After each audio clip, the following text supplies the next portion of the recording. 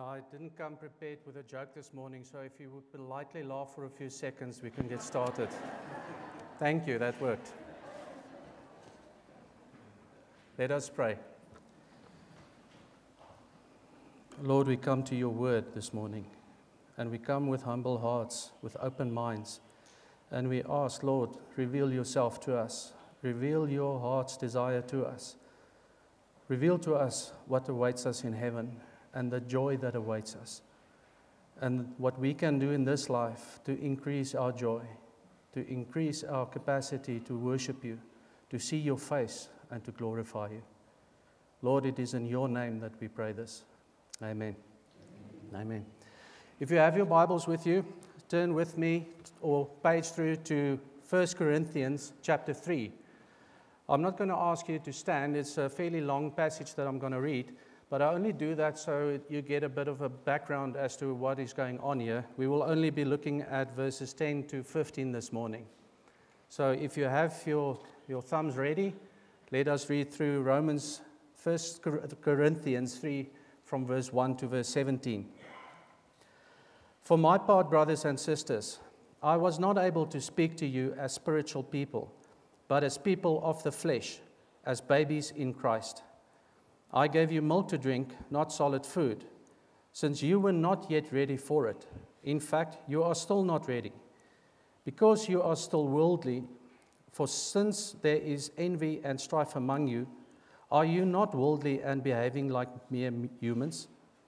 For whenever someone says, I belong to Paul, and another, I belong to Apollos, are you not acting like mere humans? What then is Apollos? What is Paul? They are servants through whom you believed, and each has the role the Lord has given. I planted, Apollos watered, but God gave the growth. So then, neither the one who plants nor the one who waters is anything, but only God who gives the growth.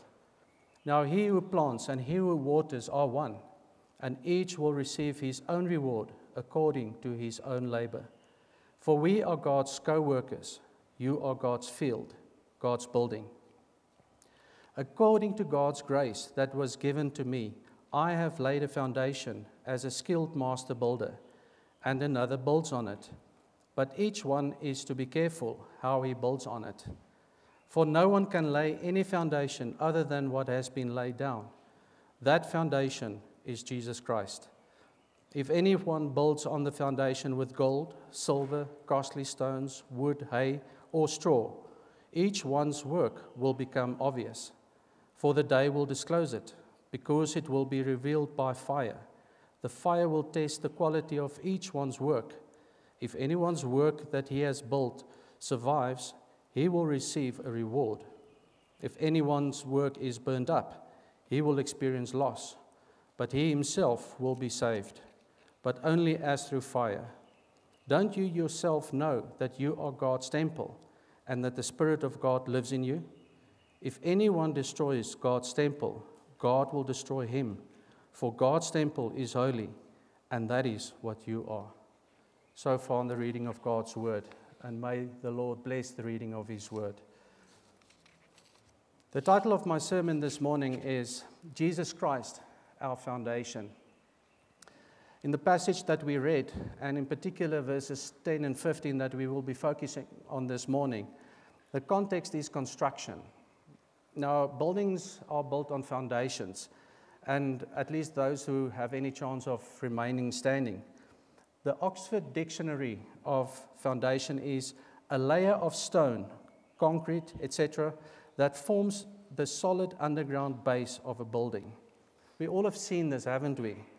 Especially when we drive around and we see a large construction site and we see the hustle and bustle. And typically after they've cleared the site, the first thing that happens is they start digging. It is because a foundation is not seen. It is buried in the ground. Even though you don't see it, it's got a vital role to play. It carries the full weight of the building. It carries or gives stability to the building. It determines the footprint or the shape that the building will take ultimately. And it ensures that the building will live for its design lifetime. It will last for a long time. It therefore goes without saying that if there's any chance for the building to stand, its foundations have to be solid, strong, and stable.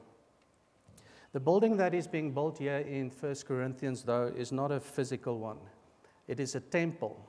And Paul says that in verse 16, where he says that you are that temple. So we will be looking at this construction project this morning in 4 categories. First would be the call to build in verse 10. Second would be the foundation in verse 11. Third would be the building materials in verse 12. And then the structural test in verses 13 to 15. First, the call to build. Paul opens his first letter to the Corinthians as follows. Paul, called as an apostle of Christ Jesus by God's will. Now, as calls go, Paul's was pretty unique and rather epic. Before he became a Christian, Paul was a fierce persecutor of the young church. As a devout Pharisee, he saw the church as a threat to the Jewish laws, and he seen it as his role, his obligation to defend the Jewish faith. And he did so with persecution, and he threw the believers in jail. He even stood watching at one point while holding the clothes of those who stoned Stephen to death. And one day, on his way to Damascus, he was en route to go and persecute the believers there. The Lord called to him and said, Saul, Saul, why are you persecuting me? Saul was his Hebrew name. We know him as Paul from the Greek, or his Roman name. People sometimes refer to a dramatic event in their lives that changes the whole course of their lives as a Damascus experience. Paul was like a cannon. He was just firing in the wrong way. And on this day, on this road to Damascus, God turned him around to face the right way. God called Paul not to persecute the church, but to take the gospel to the Gentile world. And he did this faithfully until his death. And as the vast majority of the New Testament testifies, he did this till his dying day. It was on his second missionary journey that Paul established the church in Corinth around 50 to 52 AD. Now, Corinth was a wicked, wicked place. Paul spent 1.5 years there to establish the church. And after he has left, word reached him while he was in Ephesus that things were terribly wrong in the church in Corinth. When he left, another Jew named Apollos, he was a Jew from Alexandria in Egypt, he preached there for a period of time. And from Acts 18, we learn that Apollos was an eloquent speaker and mighty in the scriptures, fervent in the spirit, and instructed in the way of the Lord. So you had 2 fiery preachers in this young church with impressionable new believers. So it comes as no surprise that factions could arise. The fact that you've got 2 strong preachers, it is not surprising that some would favor the one over the other. In fact, in 1 Corinthians 1 verse 12, Paul says, what I'm saying is this, one of you says, I belong to Paul, or I belong to Apollos, or I belong to Cephas, or I belong to Christ. The really pious ones belong to Christ, I'd imagine. When you read the letters to the Corinthians, you realize that there were a lot of problems in the church. And what we encounter here in chapter 3 of 1 Corinthians is Paul addressing one particular one, being division and factionalism in the church. Paul initially uses another very familiar metaphor in this passage, that of planting and watering of seed. And he makes it clear that the one planting and the one watering have different roles to play. But it is not their efforts that causes the growth. It is only through God. He is the one that gives the growth. But then he goes on and he changes the metaphor to that of a building. And we pick that up in verse 10. According to God's grace that was given to me, I have laid down a foundation as a skilled master builder, and another builds on it. But each one is to be careful how he builds on it. The word grace can mean saving grace or serving grace. That is, grace to redeem or grace to equip for ministry. As we've seen in terms of Paul's life, saving grace happened on his Damascus Road experience. Now we see serving grace playing out. God has Paul called to share the gospel among the Gentiles, to lay the foundation for others to build on, so that strong and healthy and self-sustaining churches could be established. God has equipped him for this role through special revelation by Jesus Christ himself, straight after his conversion. He went into Arabia for 3 years, where God taught him by himself. Now, as we know, Paul planted many churches throughout his life. And as we read, the vast portion of the New Testament testifies to this. And there are countless millions of people, no doubt many of them in this congregation this morning, that came to Christ because of Paul's faithful heeding of God's call on his life. Now, second, the foundation. In verse 11, "For no one can lay any foundation other than what has been laid down. That foundation is Jesus Christ." Now, we said in the beginning of this passage, the metaphor is construction, but it is referring to a living construction, a living building, not a physical one. Because as I've said earlier, Paul said to the Corinthians, "You are the temple of God, and the Spirit lives in you."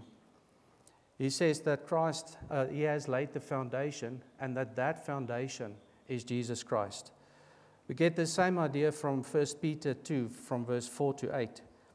"As you come up to him, a living stone, rejected by people, but chosen and honored by God, you yourselves, as living stones, a spiritual house, are being built to be a holy priesthood, to offer spiritual sacrifices acceptable to God through Jesus Christ. For it stands in Scripture, 'See, I lay a stone in Zion, a chosen and honored cornerstone, and the one who believes in him will never be put to shame.' So honor will come to you, believer, to you who believe, but not for the unbelieving. The stone that the builders rejected, this one has become the cornerstone, and a stone to stumble over, and a rock to trip over. They stumble because they disobey the word. They were designed for this." So the foundation of the temple is belief in Jesus Christ. But we see another very important dimension of this foundation in the text. Because the foundation is Jesus Christ, and He is the eternal Son of the living God, the temple that is being honored is also a living temple, but it is also eternal. So the church in Corinth, together with all believers throughout all the ages, including us this morning as the universal church, we are living stone in the spiritual house, the temple of God, inhabited by the Holy Spirit, being built through a holy priesthood to offer spiritual sacrifices acceptable to God through Jesus Christ. Point number 3, the building materials. In verse 12 we read, "If anyone builds on the foundation with gold, silver, costly stones, wood, hay, or straw," and we'll just stop there for the moment. To stay with a physical building metaphor, once the foundation has been laid, the construction on the building on top of it can start. And as we have seen in the world around us, those construction materials vary. We get stone, we get reinforced concrete, we get brick and mortar, steel and glass, and sometimes wood. And all of these materials have different properties. And it is no different to the properties with the properties that we find in the passage. The 6 materials that Paul mentioned here fall into 2 categories. First, we've got the gold, the silver, the costly stones, which are of little or of high value, and they are durable. But then we get the wood, the hay, the straw, and they are of little value. They're not very durable. And you can also clearly see from these 2 categories that the first category can withstand fire, whereas the second category will be consumed by fire. So what Paul is saying here is that the builder can choose which materials he can build with. So he can choose the materials of lasting, enduring value, or he can build with materials that don't have value and will not last. And this ties us back to what he said in verse 15. but each one is to be careful how he builds on it. Why should we be careful though? Because of what is to come. And that brings us to the fourth point, the structural test. We read in verses 13 to 15, each one's work will become obvious, for the day will disclose it, because it will be revealed by fire. The fire will test the quality of each one's work. If anyone's work that he has built survives, he will receive a reward. If anyone's work is burned up, he will experience loss, but he himself will be saved, but only as through fire. Now these words sound very scary. Revealed by fire, test, survives, burned up, experience loss. If you don't read carefully and understand what is written here, you could easily misunderstand that this is talking about salvation. But let me hasten to assure you, this is not what Paul is saying. Paul is not speaking of salvation, he's speaking of reward and save, those words we find in the text. But did you get what was speaking of salvation earlier? Some of you might have missed it. It's in verse 11. For no one can lay any foundation other than what has been laid down. That foundation is Jesus Christ. The foundation that you are building on, if that is not Jesus Christ, you are doomed. You are lost for all eternity. But if your foundation is Jesus Christ, the foundation that you build your life on, then your salvation is assured. No amount of good works, whether they're gold, silver, or costly stone, can save you. Only believe in Jesus Christ can. So when these verses are talking about fire and testing, what is Paul talking about then? Paul is saying that the quality of the work that we do in God's kingdom in this life will be tested one day. And it will be tested towards reward. What day? The day that Jesus Christ returns. We read in Revelation 22, verse 12, "Look, I am coming soon, and my reward is with me, to repay each person according to his work." To be clear, our salvation is also a gift. We read in Ephesians 2, verse 8 to 9, "For you are saved by grace through faith, and this is not from yourselves. It is a gift, not from works, so that no one can boast." Salvation is God's gift to us. It's a gift through the atoning sacrifice on Jesus Christ on the cross, who paid our sins in full, past, present, and future. Nothing can steal that away from us. We cannot lose it. No fire will burn it up. We will bear no punishment for any sin that we commit in this life if our foundation is Jesus Christ. Romans 8, verse 1 to 2 says, "Therefore there is now no condemnation for those in Christ Jesus, because the law of the Spirit of life in Christ Jesus has set you free from the law of sin and death." What is included in this gift for every believer is this: eternal life, eternal joy and peace, eternal glorified bodies that will never die, never hunger, never thirst, and never get sick, eternal glorified and fully sanctified souls, the honor and the privilege to see the face of God and not to be consumed by His glory, the honor to worship God with all the ages for all eternity, a room in the Father's house, the honor of spending eternity in the presence of God, and access to eat of the fruit of the tree of life.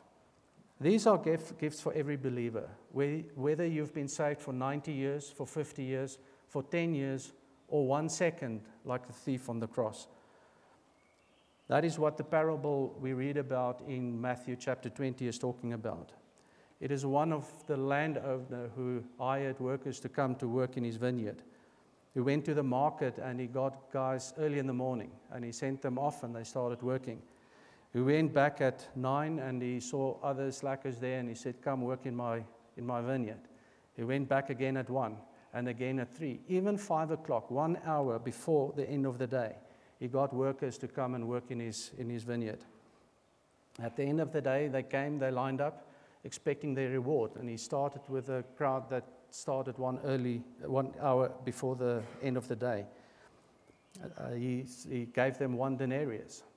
Now, surprisingly, the ones that arrived at 3 o'clock, at noon, at 9 in the morning, and that worked the whole day, they all received one denarius.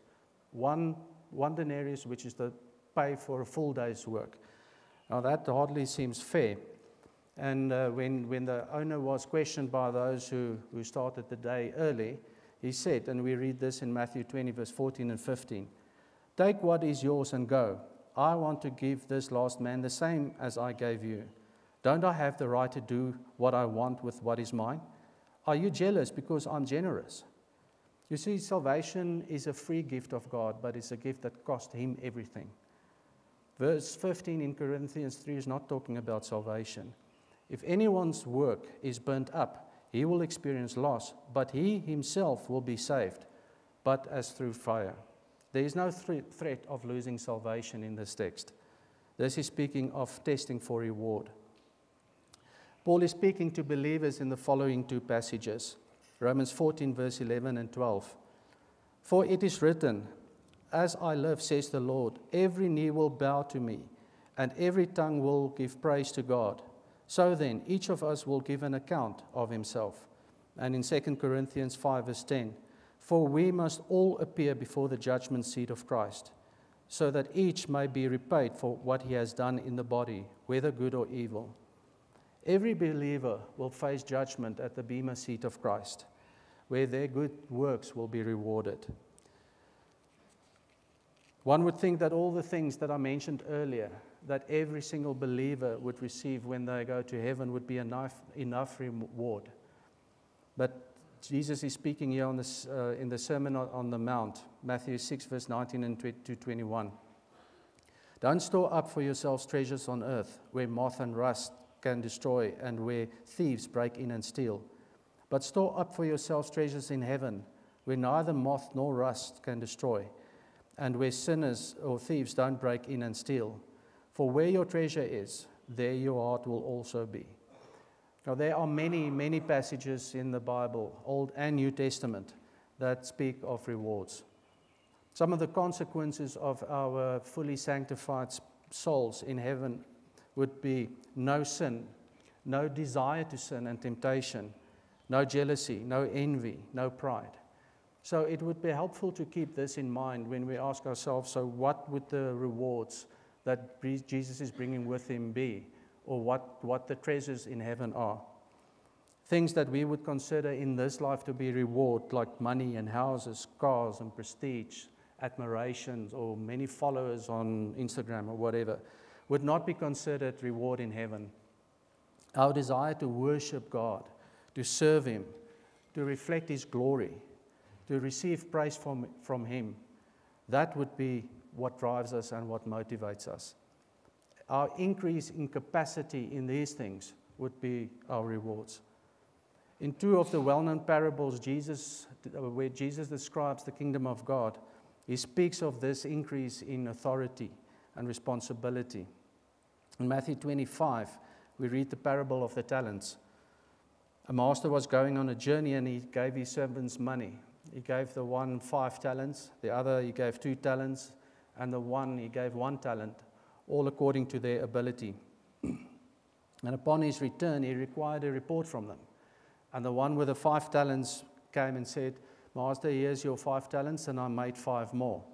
So did the one who received 2 talents. He said, "Master, here are your 2 talents. See, I earned 2 more." And in both cases, they got the same commendation from the master. In verse 21, it says, "His master said to him, 'Well done, good and faithful servant. You were faithful over a few things. I will put you in charge of many things. Share your master's joy.' The one who received 1 talent, he did nothing with it, and he got scolded for it by the master." In Luke 19, we find a similar parable. That's the one with the 10 minas. Mina was a Greek unit of measure for money. Now, in this parable, there are 10 servants, but they all received the same amount, 1 mina. Now, when the master came back and he asked a report, the one with the mina reported that he has increased his 1 mina tenfold. And the master said to him, "Well done, good servant," he told him, "because you have been faithful in a very small matter. You have authority over 10 towns." Now, the one who increased his 1 mina to 5 minas, he had received authority over 5 towns. And again, the one servant, there has to be one, who did nothing with his mina, he got scolded for it. But notice, each servant's increase was proportional to their diligence and faithfulness with what was entrusted to them. Now, a mina is about 1/60th the value of a talent. So when you look at this parable, these servants were responsible for much less than the ones that in the parable of the talents. But yet their reward was very, very great. In Luke 16, Jesus tells the parable of the unrighteous steward, the one who reduced the debt of those who owed things to his master. There was the one that had 100 measures of oil owed to the master, and he said, write down 50. In another case, one guy owed 100 measures of wheat, and he said, write down 80.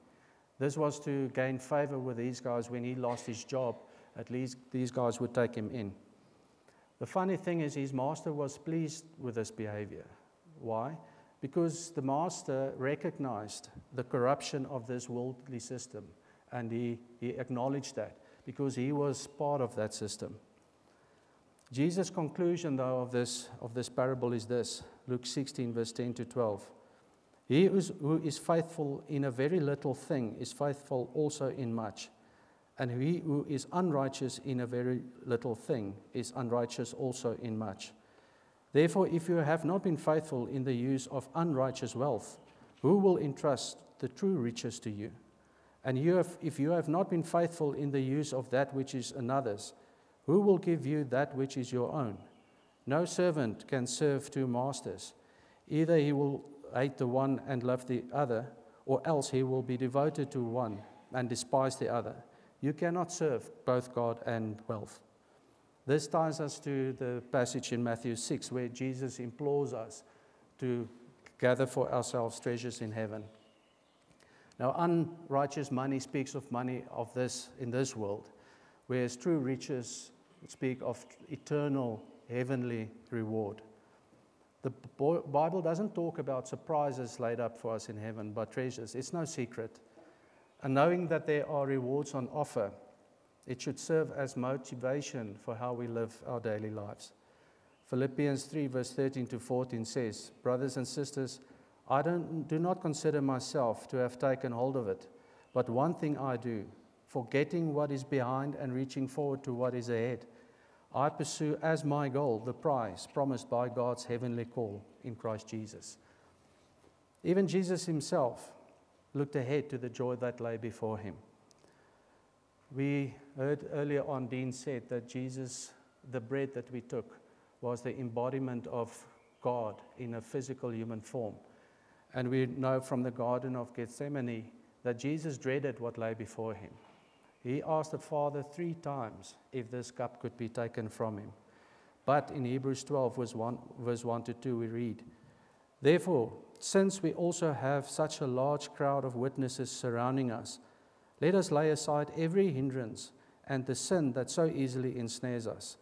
Let us run with endurance the race that lies before us, keeping our eyes on Jesus, the pioneer and perfecter of our faith. For the joy that lay before him, he endured the cross, despising the shame, and sat down at the right hand of the throne of God.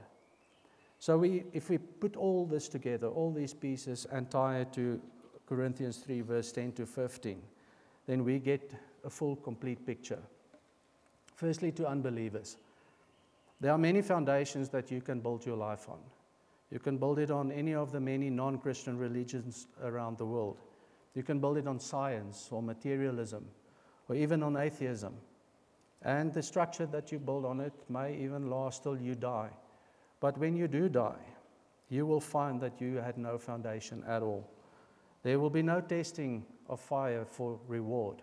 There will only be eternal torment of fire in hell. If you want to build on the true and holy foundation, you can do that this morning, this very moment. All you need to do is to pray to him and confess that you are a sinner and that you are in need of a Savior and that you accept his gift of salvation.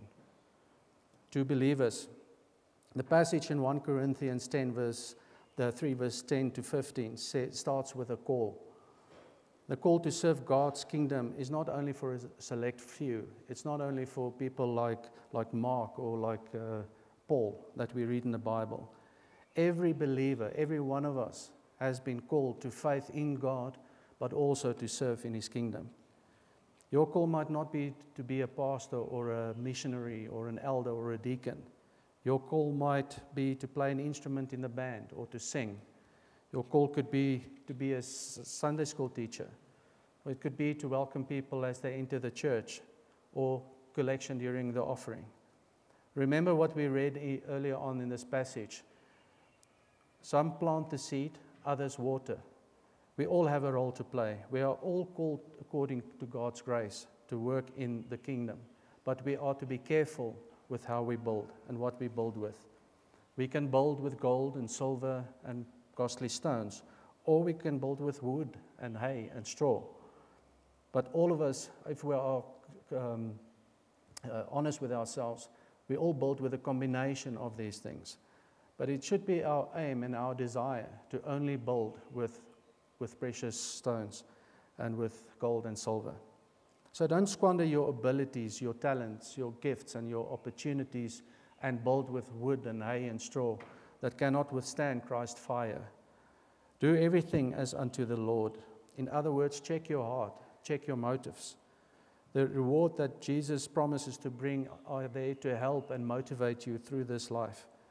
It is in this life that you get the opportunity to serve. It is in this life that you choose what you build with. And what you do in this life have eternal consequences in heaven. This is summarized in Corinthians 3, verse 23 and 24. Whatever you do, do it from the heart, as something done for the Lord and not for people, knowing that you will receive the reward of an inheritance from the Lord. You serve the Lord Jesus Christ. I read a book called Heavenly Rewards, Living with Eternity Inside by Dr. Mark Hitchcock, in which he lists 14 types of actions that God promises that He will reward in the life to come. He describes it in a lot of detail, and he gives a lot of scriptural text to back all this up. So I would encourage you to get a copy of the book and to read it. But here's a list of those actions. How we treat other believers. How generous are we with our money? How we support others in ministry. How we accept mistreatment and injustice. How we endure suffering and trials. How we run the race God has given us. How effectively we control our body, resist temptation and laziness. How many souls we witness to and win to Christ. How faithfully we look for Christ's coming. How passionately we pray. How hospitable we are to strangers. How faithful we are in our jobs. And how humble we are. By living in this sight of eternity, it will affect the way that we live in this life. The more we look with eternity in mind, the more our works will be gold and silver and costly stones, and the less it will be hay and straw and wood. Paul's warning to the Corinthians is meant to encourage, not to discourage. It is there for them to seek after the right things, so that they would not suffer loss, but rather when their Savior returns, they would hear, "Well done, good and faithful servant. You were faithful over a few things. I will put you in charge of many things. Share your master's joy." Amen. Let us pray. Oh dear Lord, we see your heart in this passage. You tell us that we will go to heaven, and there is a wealth of riches awaiting every one of us. Even the thief on the cross who enters at the very last moment. Lord, and just the thought of that is overwhelming. But yet, there is more. And Lord, that more affects us in this life. We are to occupy, we are to build with costly stones and with gold and silver in this life. And we've seen a long list of things that we can do in this life with the right attitude and the right heart. And if we do it as unto you, then we will gather reward for ourselves in heaven. Oh Lord, and that reward is more capacity to serve you, more capacity to worship you, to experience more of you in heaven. And what greater joy can there be? I pray that you will take this word and implant it in our hearts, and that it would grow in our hearts, and that it would affect us for the rest of our lives. Lord, we want to live close to you. We want to study your word, find you in your word. Help us to do that. Help us to see your face as much as we can in this life, in the knowledge that one day we will see your face and we will not be consumed by your glory. Thank you for this word, Lord. In your precious name we pray. Amen.